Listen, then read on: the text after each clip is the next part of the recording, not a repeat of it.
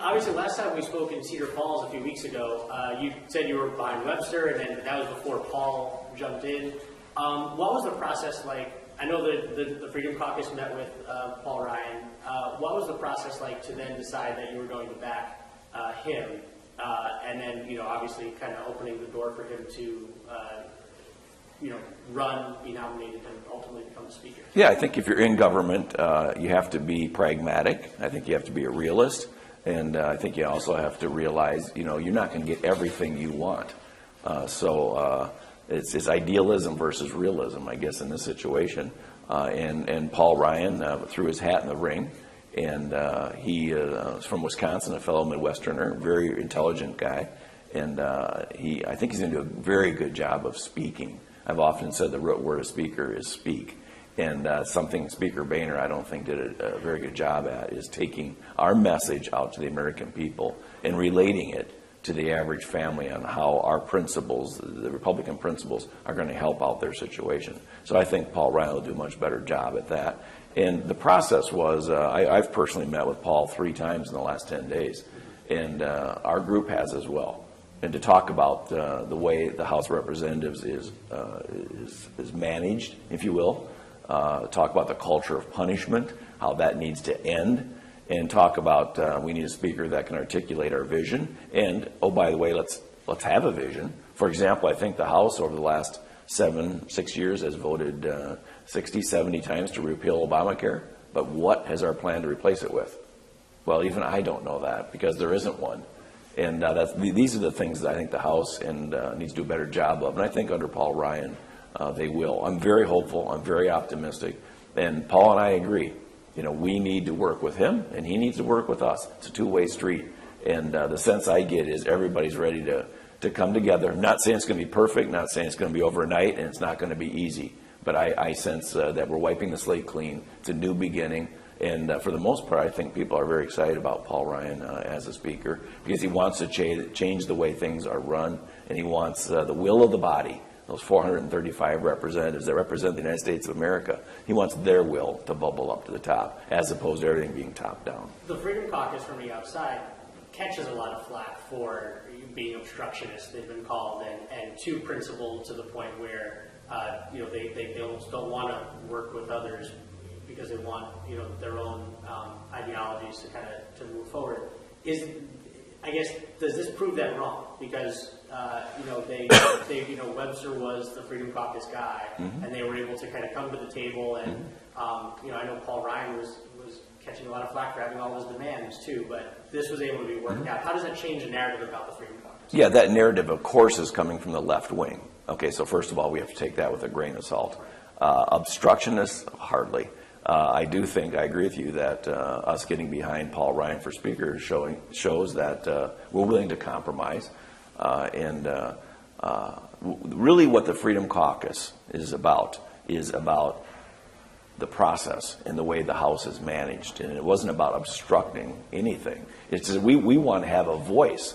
And I think the vast majority of our conference would agree that rank and file members under Speaker Boehner did not have a voice. And we're seeing evidence of it in this big budget bill that Pelosi, Reid, McConnell, Obama, and Boehner got in a room and hammered out a 2-year budget deal that's breaking our budget caps, that's breaking our budget, and we get to vote yes or no. Now, that's not giving us a voice in the process. This is exactly why the Freedom Caucus and many others were upset with the way the House is run.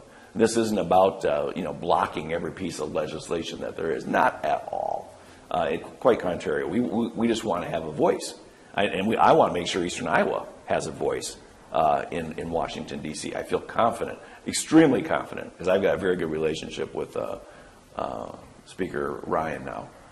That Eastern Iowa will have a voice. And because he's going to run things differently. That's what it's always been about. It hasn't been about the left. The narrative from the left is that we're hard right, won't negotiate, we're extremists. Could not be further from the truth. This was about the process.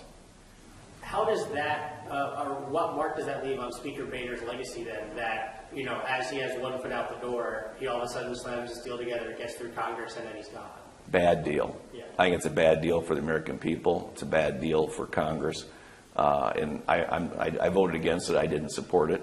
And when he said the words, I need to clean out the barn before the next speaker comes in, I guess this is what he had in mind. It's rather ironic that I think one of his great legislative feats when he was speaker was the passing of the budget caps, which is the only thing that has restrained spending in a city that is addicted to spending were the budget caps.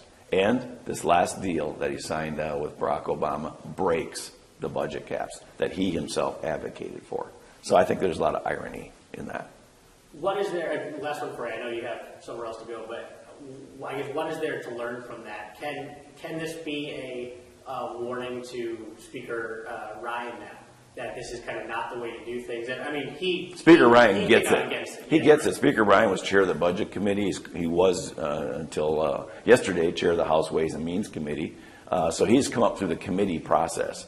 And he himself detests these last-second deals that are hammered out in smoke-filled back rooms, if you will. So he is committed to regular order. He's committed to the appropriations process. He's committed to doing things that have worked for 230 years. So I think that's the reason we're very supportive. The Freedom Caucus and me personally, very supportive of Paul Ryan.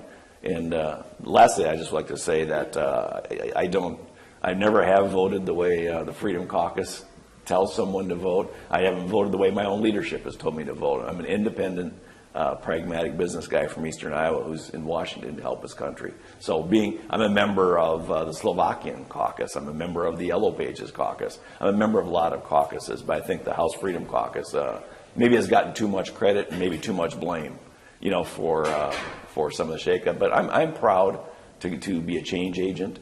I went to Washington, D.C. to change the way things operated in that city, and the citizens were well aware of that's what I ran on. And I'm following through my campaign promise. I'm trying to change the way Washington operates because I think most Americans do not like what's been going on there, and they're tired of the ruling class, the political class, if you will, and they want change. And I'm a change agent. It's not always easy, and oftentimes it's with controversy, but you have to keep at it. And the thing that Eastern Iowans say to me after they meet me face to face is they pat me in the back typically and say, "Don't let those guys in D.C. get you down.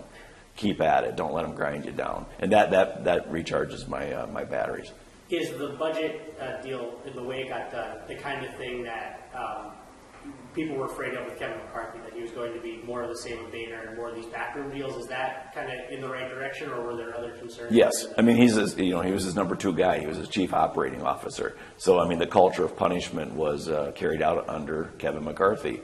And the backroom deals, obviously, Kevin McCarthy was involved in all those. So, yes, we just saw having number 2, somebody moving up the family business, so to speak, was not going to change anything. Whereas Paul Ryan has not been in leadership in the House. He's come through the committee system.